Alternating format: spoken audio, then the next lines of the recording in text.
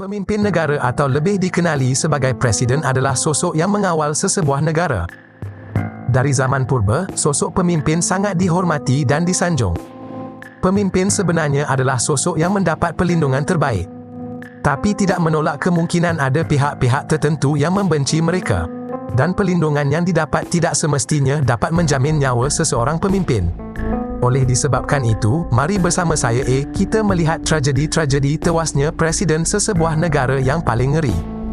Sebelum masuk ke pembahasan, jangan lupa tekan tombol subscribe-nya dan hidupkan juga notifikasi dengan menekan tombol lonceng agar tidak ketinggalan video baru dari kami.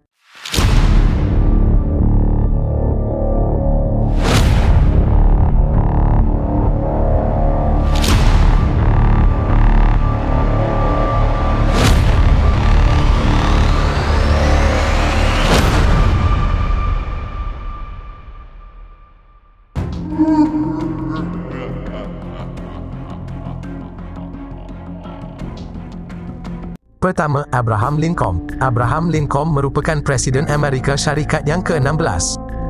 Beliau lahir pada 12 Februari 1809 dan meninggal pada 15 April 1865. Beliau telah memimpin Amerika Syarikat dari tahun 1861 hingga 1865. Beliau juga dikenal sebagai bapa demokrasi dan anti perhambaan. Menurut histori, sebenarnya sebelum Abraham Lincoln menjadi presiden, Amerika Syarikat telah berpecah. Perpecahan ini berpunca dari perbezaan pendapat di negara bahagian utara dan selatan. Penduduk dari bahagian utara, termasuk Abraham Lincoln, sangat memperjuangkan untuk menghapus sistem perhambaan. Manakala penduduk bahagian selatan mati-matian ingin mempertahankannya. Ketika Abraham Lincoln mengangkat sumpah sebagai Presiden Amerika Syarikat yang ke-16 pada Mac 1861, Amerika bahagian selatan telah memutuskan untuk memisahkan diri dan membentuk negara sendiri bernama Negara Gabungan Amerika pada 8 Februari 1981. Tragedi bermula pada 14 April 1865 ketika seorang pelakon negara yang juga seorang simpatisan negara Konfederasi Amerika, John Wilkes Booth, telah menyelinap ke Theatre Ford. Ketika itu, Presiden Abraham Lincoln sedang menghadiri tayangan drama Our American Cousin pada pukul 11 malam. Pada saat itu, John Wilkes Booth telah bertindak menembak Abraham Lincoln di bahagian kepala dari belakang. Melihat situasi tersebut, Presiden Abraham Lincoln langsung dibawa ke sebuah rumah yang berada tepat di hadapan Theatre Ford bagi mendapatkan bantuan. Diketahui nama dari rumah tersebut adalah Patterson Boarding House. Malangnya, nyawa Presiden tidak dapat diselamatkan. Presiden Abraham Lincoln akhirnya dinyatakan meninggal dunia pada 15 April 1865 di waktu pagi. Setelah John Wilkes Booth ditangkap dan disoal siasat, terungkap motif tindakannya adalah untuk mencetuskan situasi kacau balau di dalam pemerintahan.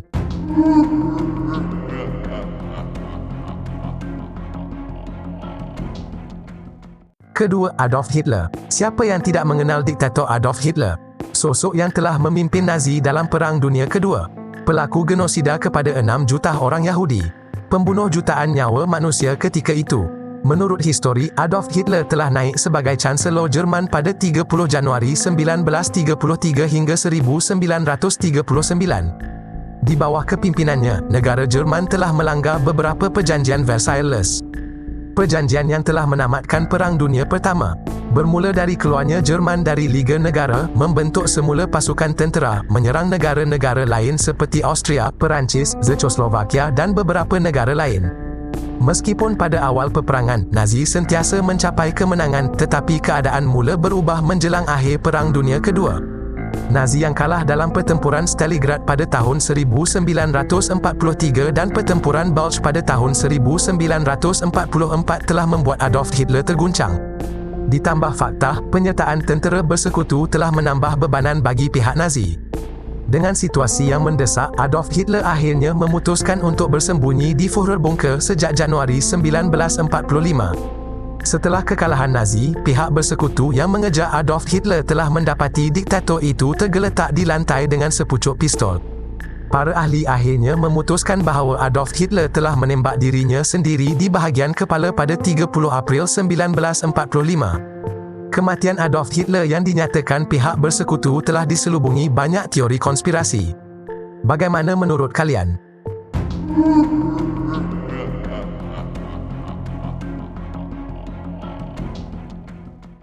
Ketiga, Benito Mussolini. Benito Mussolini ialah sosok yang mengasaskan parti fasis pada tahun 1919.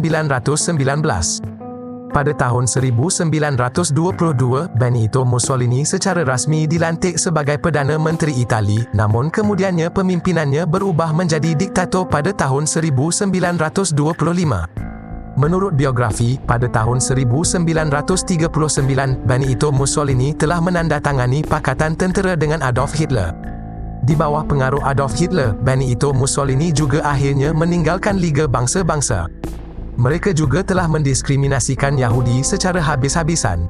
Puncaknya adalah ketika mereka mengisytiharkan perang ke atas Britain dan Perancis pada 10 Jun 1940. Melihat tindakan Benito Mussolini yang keterlaluan, masyarakat Itali menjadi muak dengan tindakan diktator ini. Pada tahun 1943, akhirnya diktator ini disingkirkan daripada sebarang jawatan dan kuasa oleh Majlis Tertinggi Itali. Pada tahun 1945, ketika tentera bersekutu memasuki Itali, Benito Mussolini mencuba melarikan diri ke Sepanyol, tetapi percubaannya itu berakhir dengan kegagalan. Pada akhirnya, Benito Mussolini ditangkap oleh askar Itali. Diktator ini kemudiannya dijatuhi hukuman bunuh dengan ditembak skuad penembak pada 28 April 1945. Pada mulanya, mayat diktator ini telah dikebumikan. Akan tetapi, para pemberontak bertindak mencuri dan mengantongnya terbalik di Piazza Loreto, Milan. Di sana, masyarakat berbondong-bondong ingin menendang, meludah, membaling batu dan buah busuk ke mayat diktator ini. Setelah beberapa minggu, akhirnya mayat Benito Mussolini dikebumikan kembali di tapak perkuburan yang tidak diketahui.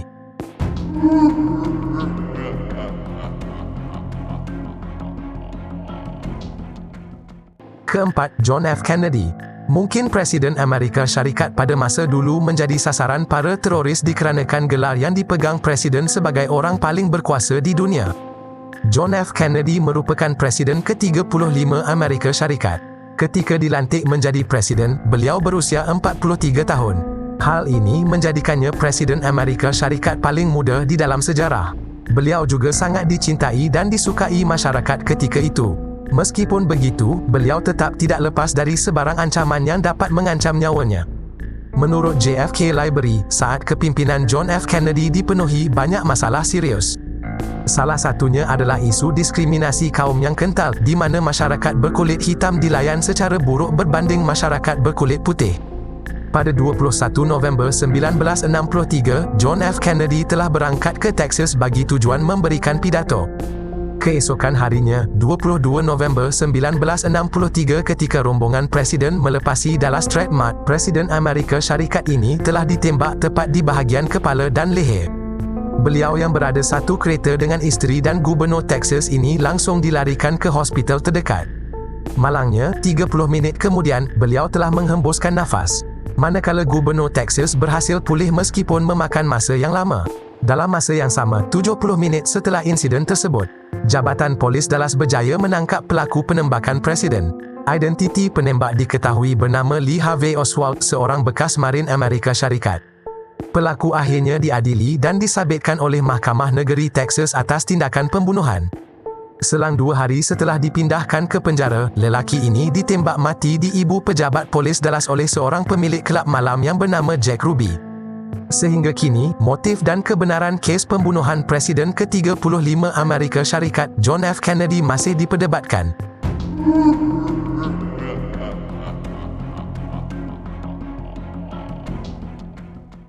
Kelima, Nicholas II. Nicholas II ialah Tsar terakhir dalam era Empire Rusia.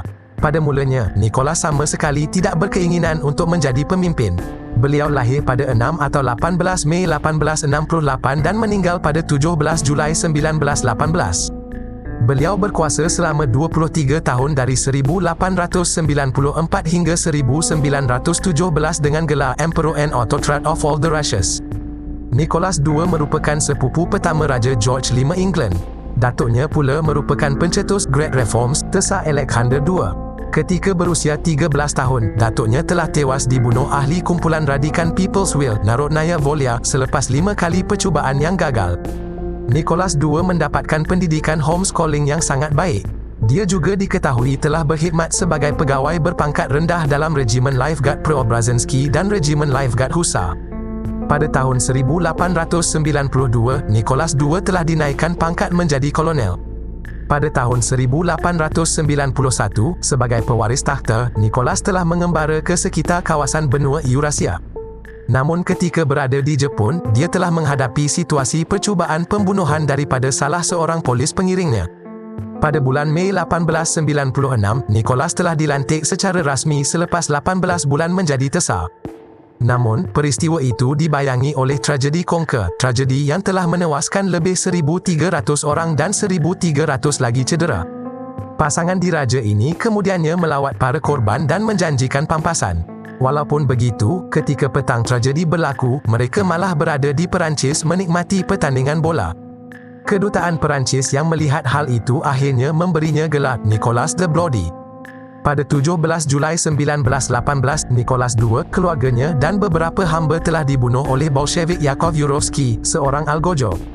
Tanpa sebarang tanda dan amaran, mereka semua dibunuh dan kemudiannya dibakar dan dibuang ke sebuah kuburan tidak sempurna. Nah, itulah pemimpin-pemimpin yang telah tewas dengan cara tragis dan ngeri. Ada yang tewas dikarenakan tindakan mereka sendiri, dan ada juga yang meninggal dikarenakan sifat kebencian. Bagaimana menurut kalian? Apakah para pemimpin yang kita bahas layak mendapatkan kematian sebegitu atau malah sebaliknya? Tulis pendapat kalian di ruang komen. Sekali lagi diingatkan, video ini tidak dihasilkan untuk meningkatkan kebencian dan kemarahan dari sebarang pihak.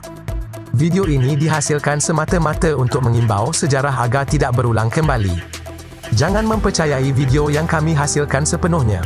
Jalankan penyelidikan anda sendiri. Terima kasih kerana menonton sehingga detik ini. Jangan lupa tekan tombol like, share, subscribe dan tekan juga loncengnya agar tidak ketinggalan video baru dari kami. Thanks for watching. Hope you all enjoy. Saya undur diri. Bye.